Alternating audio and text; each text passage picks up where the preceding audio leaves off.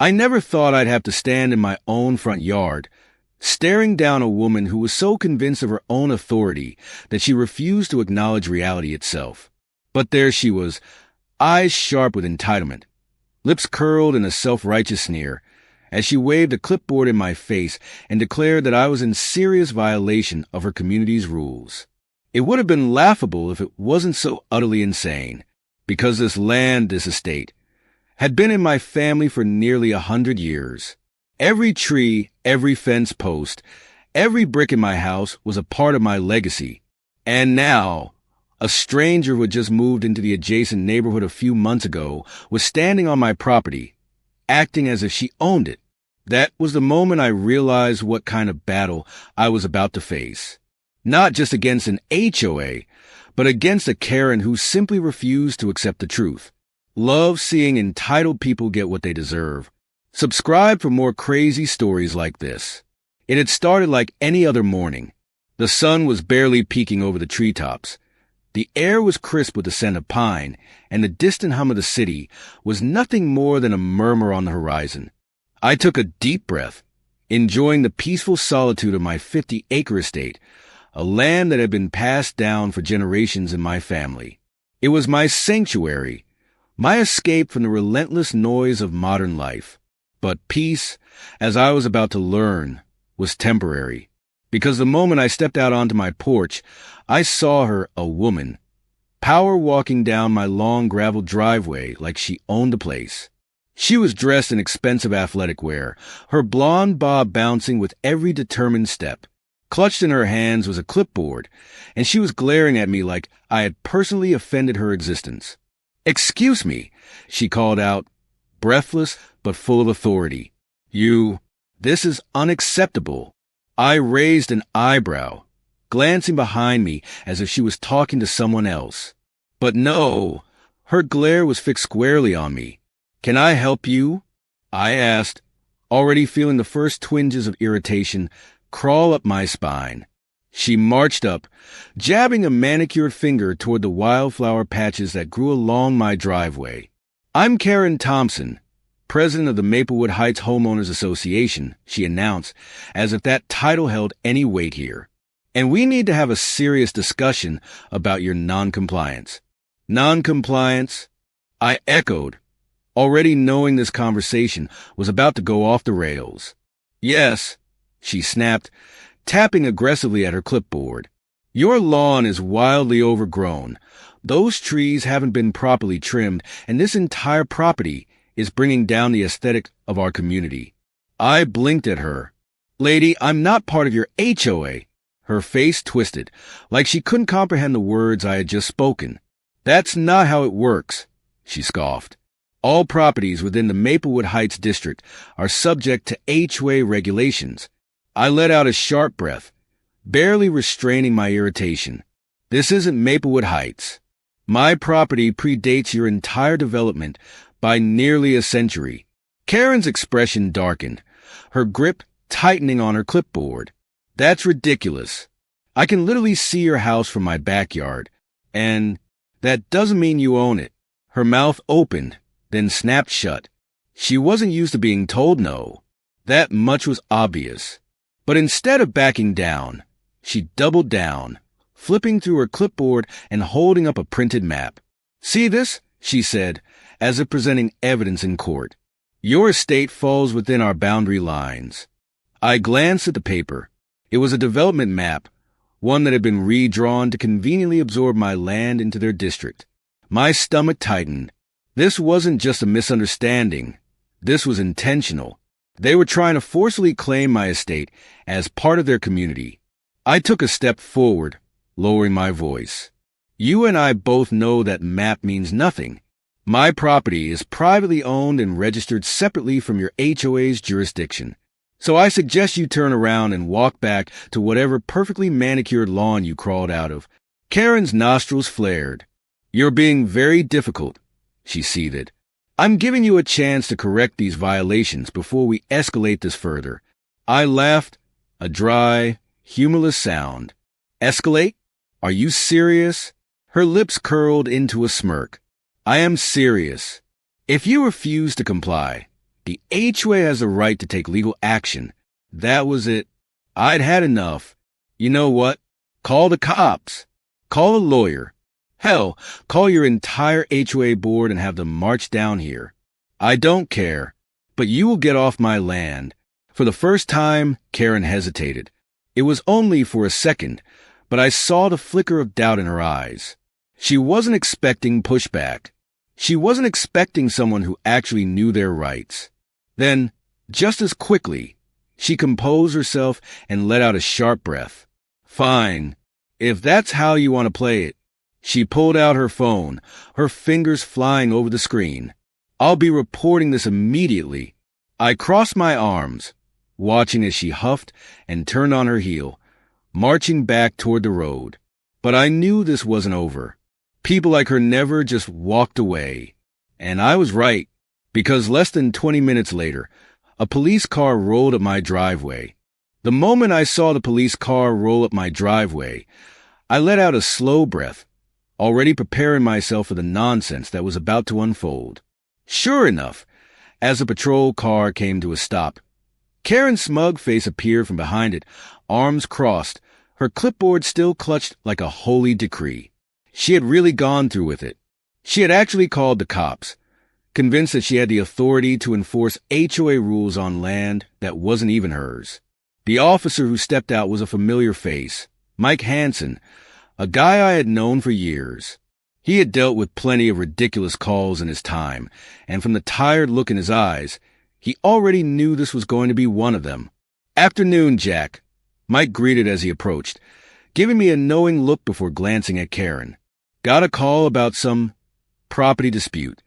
Before I could even open my mouth, Karen stormed forward, jabbing a finger in my direction. "Officer, this man is refusing to comply with the Homeowners Association regulations. His property is a disgrace to our community, and he is in clear violation of our standards. I have informed him of the necessary changes, but he is refusing to cooperate." Mike blinked at her, then turned to me. I simply shrugged. I already told her I'm not part of her HOA. My land is privately owned, and it's been that way for generations. Karen scoffed, flipping open her clipboard and shoving a map toward Mike. "As you can see, our community lines clearly encompass his estate. That makes him subject to HOA guidelines." Mike took the paper, gave it a quick glance, then sighed, rubbing the bridge of his nose. "Ma'am, I hate to break it to you, but HOA regulations only apply to properties that are part of the association. This land isn't. Jack's property has existed long before your development, and legally, you don't have any authority over it." Karen's face went from smug to shocked to furious in the span of 3 seconds. That's ridiculous. I can see his house from my backyard. It's literally right there." Mike let out a long-suffering sigh. "That doesn't change anything. You can see the moon from your backyard, but that doesn't mean you own it." For a moment, I thought she was going to combust right there on my driveway. Her face turned red, her mouth opened and closed, and her hands clutched the clipboard so tightly her knuckles turned white. Then, with a dramatic huff, she straightened up and lifted her chin. "Fine," she snapped. "If you won't enforce the rules, I'll take this to the county office. There must be some local ordinances against property neglect." I almost laughed. "Neglect? My property is worth 10 times more than any of your cookie-cutter houses. It's maintained just fine." Karen glared at me like I had personally insulted her existence. Without another word, she spun on her heel, storming back toward her car. Mike shook his head, muttering something under his breath as he watched her go. "I'll say this, Jack. You've got yourself a determined one. Good luck." For the next few days, I hoped that was the end of it. But people like Karen never knew when to quit. It started with small things. Passive-aggressive notes left in my mailbox, and signed but filled with HOA jargon about community standards and maintaining a respectable image. I ignored them, tossing them straight into the trash where they belonged. Then came the surveillance. I started noticing her SUV driving past my property at odd hours, slowing down near my fence line. the glare of her phone screen reflecting off her window as she took pictures of my land. Once, I even caught her stopped at the end of my driveway, blatantly aiming her camera at my house. That was the final straw. I strode down the driveway, my patience running thin. "Karen," I called, my voice sharp enough to make her jump. She quickly lowered her phone, trying to play innocent. "Oh, Mr. Carter, I was just admiring the view. With your camera?" I crossed my arms, my gaze cold. She forced a smile, though her eyes gleamed with challenge. "As HOA president, it's my duty to document ongoing community issues." I let out a slow breath, reining in my temper. "We've been over this. You have no authority here. I'm not part of your HOA. I don't want another note in my mailbox. I don't want to see your car lingering around my property, and I definitely don't want to catch you taking pictures of my land again. If this keeps up, I will involve the authorities. Do you understand?" Her expression barely faltered. If anything, the glint in her eyes darkened.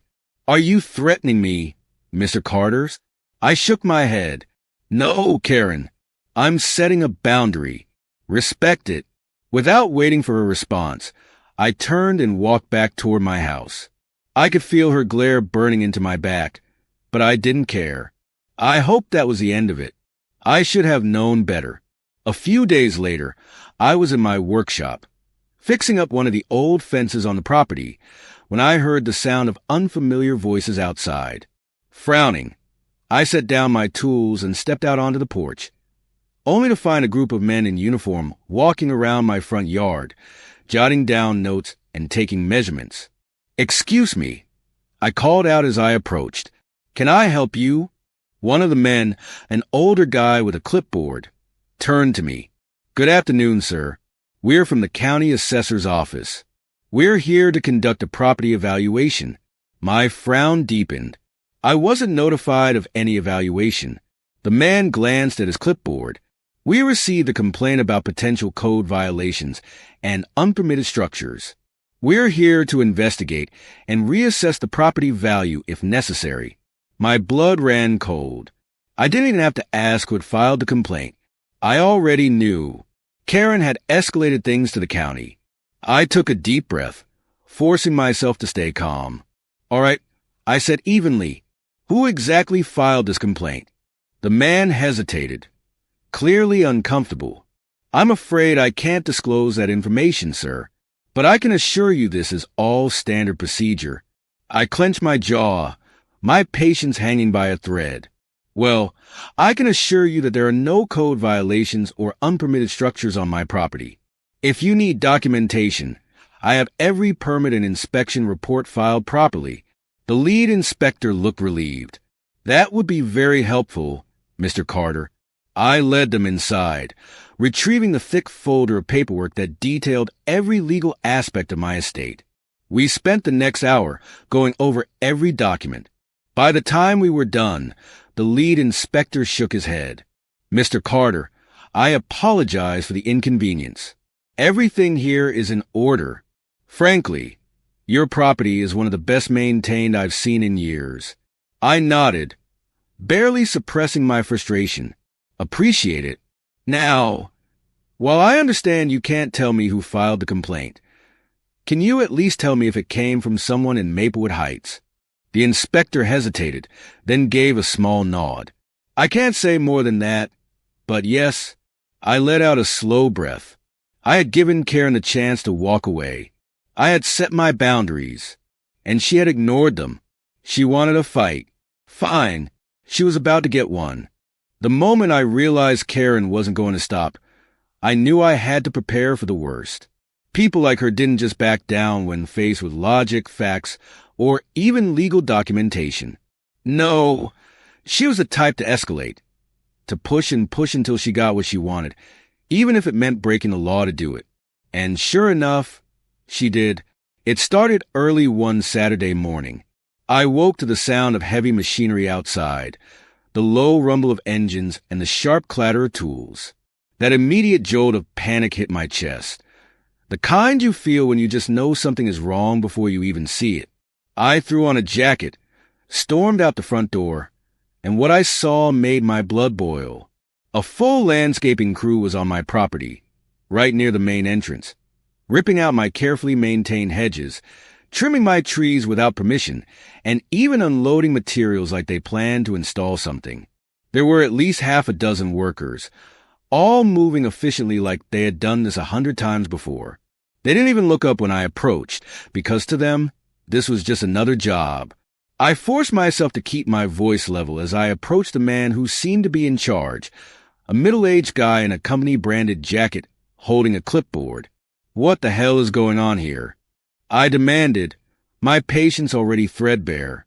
The man barely glanced up, looking more annoyed at being interrupted than anything else. "Morning, sir. We're just carrying out the landscaping orders as per the HOA's request.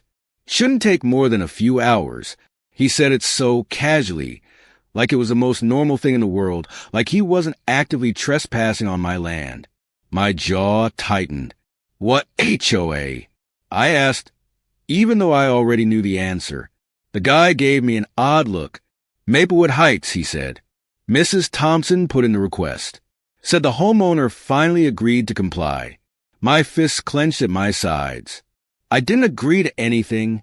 For the first time, the foreman looked uncertain, glancing down at his clipboard and then back at me. "That's not what we were told." He hesitated, flipping through the papers in his hands. "We have work orders signed by the HOA. The property was listed as under their jurisdiction." I let out a sharp breath, barely keeping my temper in check. "It's not. I have the legal documents to prove it. And you and your crew are trespassing." I turned, already pulling my phone from my pocket. "So, unless you want to explain to the police why you're destroying private property without permission, I suggest you pack up and leave." The foreman paled. He was a hired worker, not some HOA enforcer, and the last thing he wanted was legal trouble. He turned to his crew and started waving his arms. All right, pack it up. We're leaving." The workers hesitated, but when they saw the look on my face, they didn't argue. Within minutes, they were loading up their tools, pulling out of my driveway one by one. And then, right on cue, she arrived. Karen's white SUV pulled up to my gate. And the second she stepped out, I saw that triumphant smirk plastered across her face. "Ah, Mr. Carter," she called, like we were old friends. "I see the improvements are coming along nicely." She had the audacity to act like this was some normal, prearranged project. I took a step forward, gripping my phone so tightly I thought it might crack. "Karen, what the hell do you think you're doing?" She blinked, feigning innocence. "Oh, don't be so dramatic. I'm simply helping you bring your property up to community standards. You should be thanking me, really." I laughed, short and humorless. "You sent a landscaping crew onto my land, without my consent, based on a forged document." Karen's expression didn't change, but I saw the brief flicker of something in her eyes, uncertainty, maybe even fear. "I have the paperwork," she said, pulling a thick folder from her oversized handbag. "It clearly states that your property is under HOA jurisdiction." She shoved it toward me, like I was supposed to just accept it as gospel. I yanked it from her hands, flipping through the pages, and my stomach twisted. These weren't just fabricated claims. These were altered property records, official-looking documents that had been doctored to make it appear as though my land had somehow been absorbed into Maplewood Heights. I looked back up at Karen, my hands shaking from sheer rage. "This is fraud," I said, my voice low and deadly. "You forged legal documents." Karen smirked. "Prove it." That was it. That was the moment I realized she actually thought she could get away with it, that she had gone so deep into this delusion of control that she believed no one would question her. But she had underestimated me. I pulled out my phone, dialed 911, and pressed it to my ear without breaking eye contact. "Yes, I need to report trespassing and an attempted property fraud in progress." Karen's face went pale. "Wait, what?" she started, but I held up a hand. "You and your crew are not leaving," I said, my voice deadly calm. You're going to wait right here until the police arrive. The next hour was a blur. 2 patrol cars arrived first, followed by a detective who specialized in property crimes. The officers took statements, examined the documents, and the longer they looked, the worse Karen's situation became. The detective took one glance at the forged paperwork and shook his head. "This is bad," he muttered. Karen was frantically trying to argue her way out of it, claiming it was all a misunderstanding, but the more she spoke, the more tangled in her own lies she became. And then, finally, the moment I had been waiting for.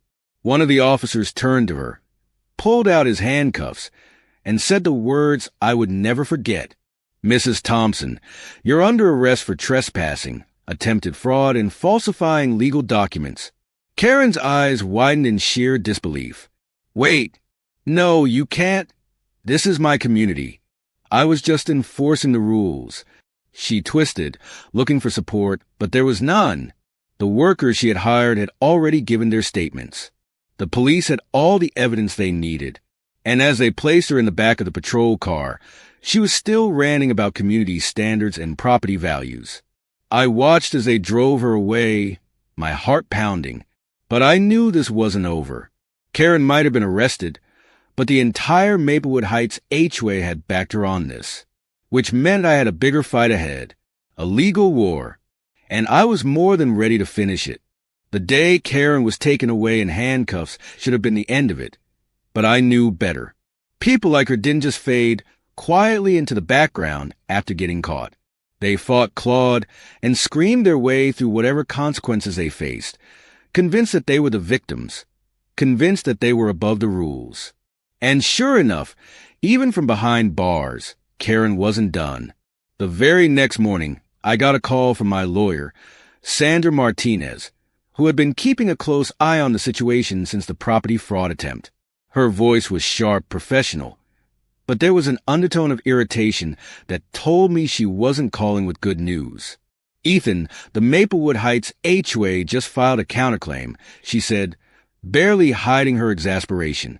"They're trying to distance themselves from Karen, claiming she acted alone. And now they're arguing that they had valid concerns about your property and were simply acting in the best interest of the community." I let out a sharp breath, rubbing my temples. "So, what? They're trying to make it seem like they were just being responsible neighbors." Sandra sighed. "More like they're trying to weasel out of liability. They know Karen's case is going to be a disaster, so now they're shifting the blame entirely on her while also attempting to justify their actions. They want to avoid any legal repercussions for the board as a whole." I clenched my jaw, anger simmering under my skin. It wasn't enough for them to let Karen run wild, harassing me, trespassing, and committing fraud. They wanted to wipe their hands clean of it now that things had gone south. "Let's not give them the chance," I said. "We go after them, full force." Sandra chuckled, a sharp, approving sound. "That's exactly what I wanted to hear. I've already started gathering complaints from other residents in Maplewood Heights. Turns out, Karen wasn't just overstepping with you. She's been pulling the same power-hungry nonsense on plenty of homeowners for years, issuing ridiculous fines, threatening legal action over minor infractions, even bullying elderly residents into making unnecessary changes to their homes. That didn't surprise me in the slightest. Karen had that special kind of entitlement that didn't appear overnight. It had been nurtured, fed by years of unchecked authority. And now, it was all coming back to bite her. But it wasn't just about Karen anymore. This was about an entire HOA board that had turned a blind eye while she stomped all over people's rights. And I wasn't going to let them get away with it. Over the next few weeks, things escalated quickly. My lawsuit against Karen and the HOA gained traction, and before long, it became a very public affair. Local news outlets picked up the story, "Homeowner Battles HOA Tyranny," painting me as the independent landowner standing up against corrupt neighborhood politics. And the more people learned about what Karen and her board had done, the more support I received. Other residents from Maplewood Heights started coming forward, eager to share their own horror stories. One couple had been fined thousands of dollars for having the wrong shade of blue on their front door. Another resident, an elderly veteran, had been harassed for months because he refused to remove an American flag from his front porch. But the worst case? An older couple, both in their 70s, had nearly lost their home because Karen had been issuing fines while the husband was undergoing chemotherapy, knowing full well they couldn't afford to fight back. That was the final nail in the coffin. Sandra used those testimonies to build an airtight case, proving that Karen's actions weren't just about me. They were part of a long, calculated abuse of power. And finally, after months of legal battles, depositions, and mounting public pressure, the HOA board had no choice but to fold. The court not only ruled in my favor, awarding damages for the trespassing and fraudulent property claim, but they also ordered a full restructuring of the HOA. Karen was permanently banned from holding any leadership position in any community organization. And as for the rest of the board, they were forced to resign. An independent auditor was brought in to oversee Maplewood Heights, ensuring that any new leadership followed strict guidelines that prevented abuse of power. It was a complete dismantling of everything Karen had built, and she could do nothing but watch as it all crumbled around her. On the day the final ruling was issued, I stood outside the courthouse, watching as Karen, now out on bail but still awaiting sentencing for fraud charges, stormed past reporters, her face tight with barely contained fury. She didn't look at me, didn't acknowledge me, but I saw the way her fists clenched, the way her jaw tensed. She had lost, completely, utterly, and undeniably, and she hated it. But as she disappeared into the crowd, I realized I didn't care. I had won, and more importantly, I had set a precedent. No one else in Maplewood Heights, or anywhere else, would have to deal with her kind of unchecked authority again. A few weeks later, I received an unexpected visitor. Tom, one of the homeowners from Maplewood Heights who had testified in the case, showed up at my front gate, a hesitant smile on his face. "Hey, Ethan," he said, scratching the back of his head. I know we never really talked much before all this, but I just wanted to say thank you for standing up to her, for standing up for all of us." I shook his hand, offering a small smile. "You don't owe me any thanks, Tom. I was just protecting what was mine." Tom chuckled. "Yeah, well, a lot of us wish we had done the same a long time ago." He hesitated for a second, then took a deep breath. "Look, we're having a community meeting next weekend. A real one, not one of those awful HOA dictatorship meetings. We'd love it if you came. Not as a member, obviously, but as a neighbor." That caught me off guard. After everything that had happened, I had never expected an invitation. But looking at Tom, at the genuine relief in his eyes, I realized that what had started as a personal battle had ended up changing an entire community. And maybe, just maybe, I had gained some real neighbors in the process. "I'll think about it," I said, and for the first time in a long time, I actually meant it. That weekend, as I sat on my porch, watching the sunset over my land, the same land my family had worked so hard to protect, I felt something I hadn't felt in months. Peace. No more HOA threats, no more entitled demands, no more Karen. Just the quiet hum of nature, the rustle of the trees, and the knowledge that no matter how hard they had tried, they couldn't take what was mine. I had won, and I would never let anyone forget it.